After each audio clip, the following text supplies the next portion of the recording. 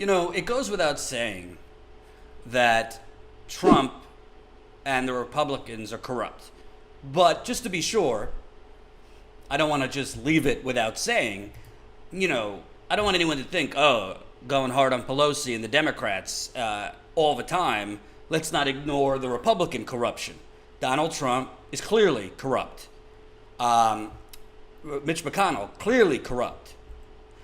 But I think why the corruption ineptitude of the Democratic Party is almost as problematic. Bank robbers, right? Bank robbers. They can't successfully pull off a bank robbery if they don't have a getaway car, if they don't have a getaway plan in place. I mean, you could come out the back of the bank, you could dig a tunnel, you could do a lot of things. But if you don't have a way, once you leave the bank, to escape, how are you going to pull off the bank robbery? So there you have Donald Trump, Mitch McConnell. They successfully robbed the Treasury, the corporate bailout, sending $4 trillion to $6 trillion, give or take, to corporations who don't need the money. But they couldn't have pulled it off, folks. They couldn't have pulled it off. With that, there would be a corporate bailout. Go ask President Obama about that. So they can't get away. The Republicans can't get away with our money. Great job, Colin. Without the Democratic getaway car. So, is Nancy Pelosi better than Mitch McConnell when it comes to female productive rights? Yes. Is Joe Biden better than Trump as far as banning certain religions for the country? Yes. I think we could objectively say yes. But the core of the United Corporations of America is the 40-year bank robbery that has gone in place. And it cannot have happened. Republicans could not destroy unions. Republicans could not give tax cuts to the rich. Biden definitely shouldn't drive away. I don't even know if he should have a driver's license at this point. They can't do it without the Democrats enabling it. So, on Friday, we covered it during the week. The House passed the HEROES Act. And honestly, it's a kind of a meaningless piece of legislation in terms of actually getting relief to you. We know the first bill, the unemployment benefits, haven't gotten to all people who have filed claims. We're pushing 40 million people who have filed unemployment claims. Different estimates out there, but right now, the latest estimate I saw, 27 million people have lost their employer-sponsored health care. How's that for your your sacred choice, Pete Buttigieg? Oh, Bernie's trying to rip health care from all the 160 million people who love their health care from their jobs. Yeah, well, 27 million people now have lost their unemployment. Lost their employer health care. They didn't have a choice when it was ripped away from them. You little Pete Buttigieg. What's amazing to me is you got 40 million people, almost 40 million people file unemployment claims. 27 million people losing their employer-sponsored health insurance. Rent has not been canceled. Mortgages have not been canceled. Student loans, there's been some relief, but students still on the hook. We go down the list. Utilities, electrical bills, car payments, all of it.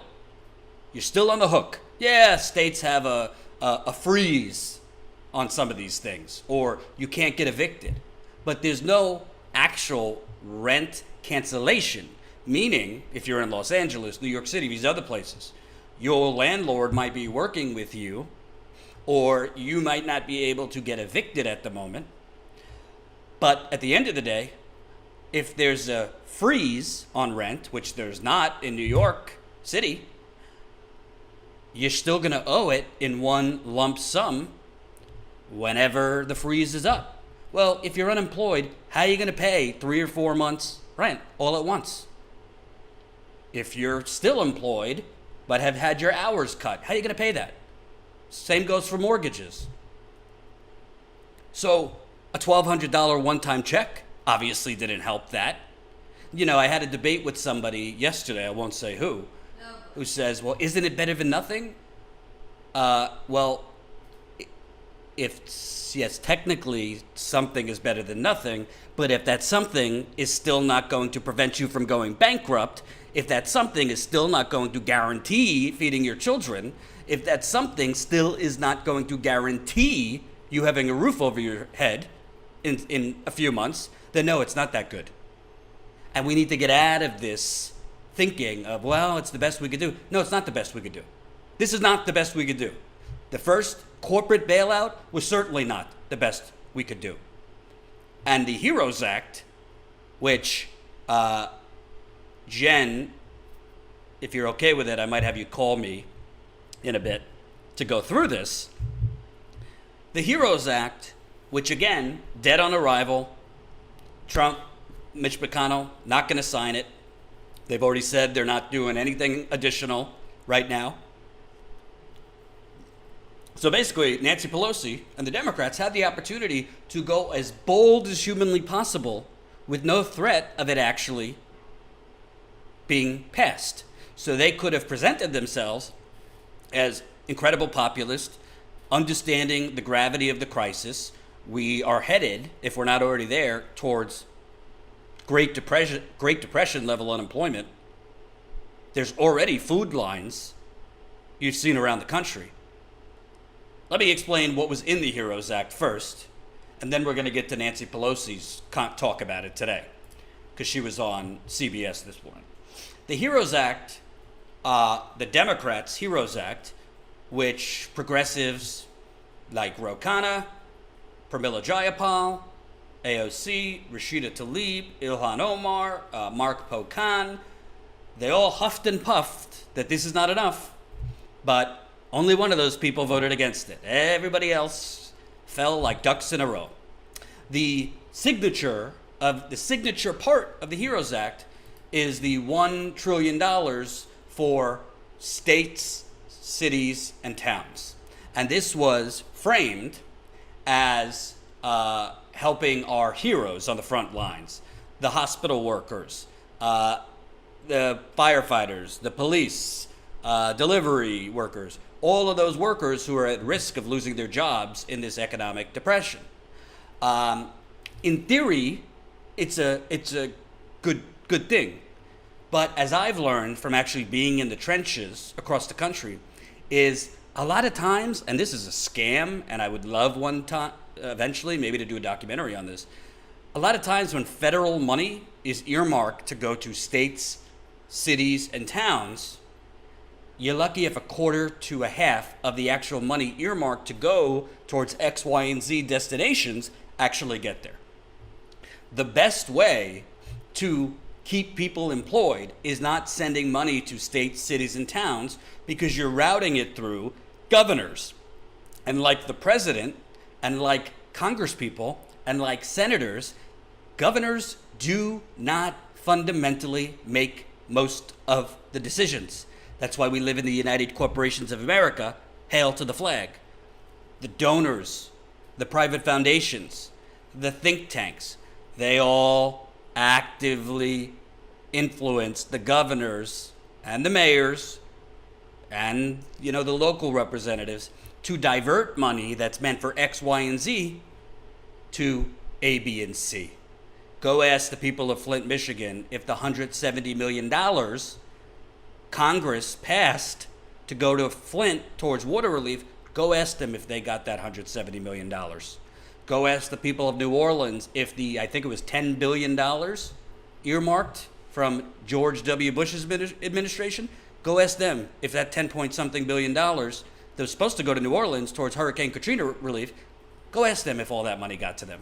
I mean, the list goes on. Same thing with the BP oil spill and many other disasters that federal money going to the states, cities, and towns, it doesn't always go to that destination. It goes to donors, it goes to real estate developers, and the bill also provides another crumb cake to you, another $1,200 check. Well, I'm sorry, if you've been laid off, or you have your hours cut, or you've been furloughed, so technically you still have your job, but you're not being paid for however much time, how is $1,200 plus $1,200? I just spoke with a contact of mine in Flint.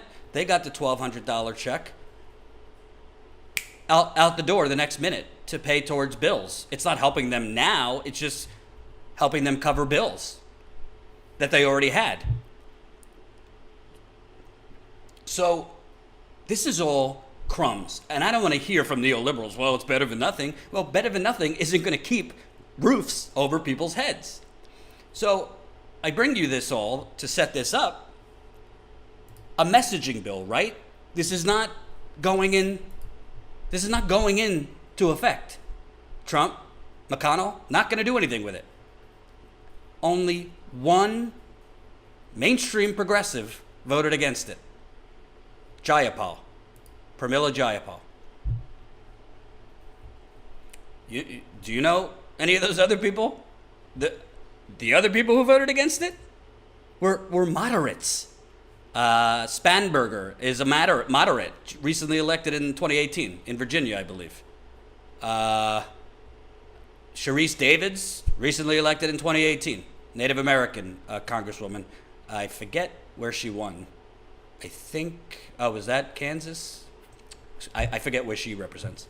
Connor Lamb, a moderate from Pennsylvania.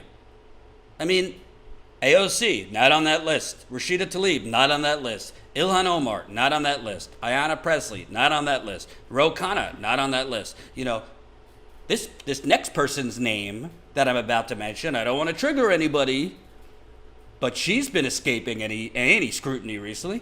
Tulsi Gabbard's not on that list either. She's still in Congress. So, how is it that in a messaging bill that, by the way, do you know, as part of this bill, remember, if you were here in this live stream from the beginning, 27 million people, and it's probably more, but a Kaiser Family Foundation study found 27 million people have lost their, sacred, wonderful, employer-sponsored health care that Pete Buttigieg and Biden and Kamala Harris and all these people were just so excited about, and, saying Bernie Sanders, this tyrannical monster, wants to rip private health insurance from your hands. 27 million people have lost their health insurance. The only thing on health insurance in this HEROES Act is expanding COBRA benefits. You know what COBRA benefits is? The biggest scam and sexual favor, excuse my French, for the private health insurance industry in the entire United States. COBRA is a program that if you get laid off, you could keep your company that laid you off's health insurance at a massive premium. I mean, on the low end, $500 a month, just to keep the insurance you had from your employer. So you have to pay whatever it is, $500 a month, in some cases $600, in some cases higher. Then you still have to pay the deductible for that plan, the co-pays, the co-insurance, the deductible. So Nancy Pelosi and the Democratic Party's wonderful idea, which Joe Biden just echoed during an interview on MSNBC, is to pay for people that got laid off, pay their COBRA premiums, meaning if it's $500, if it's $600, the government will cover that part. Your plan's deductibles, co-pays, co-insurance, that you're on your own. Hope you enjoyed that last video. Hop on over to statuscoup.com where you can sign up for our email list and become a member for as low as $5 to $10 a month. Membership is how we grow. That's statuscoup.com/join. And remember, join our email list so we can grow the revolution with you.